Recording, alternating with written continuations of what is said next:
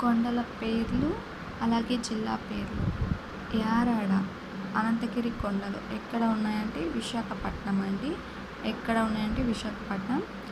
బైసాన్ కొండలు, పాపి కొండలు తూర్పు, పశ్చిమ గోదావరి జిల్లాలు. మొఘల్ రాజాపురం, కొండపల్లి మొఘలులు, కొండపల్లి కృష్ణ.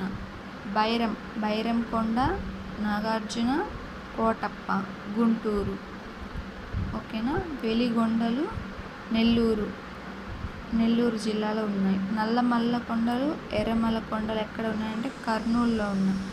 వేలిగొండలు, పాలకొండలు వే పాలకొండలు చూసారా, ఇక్కడే కోడ్ ఉంది.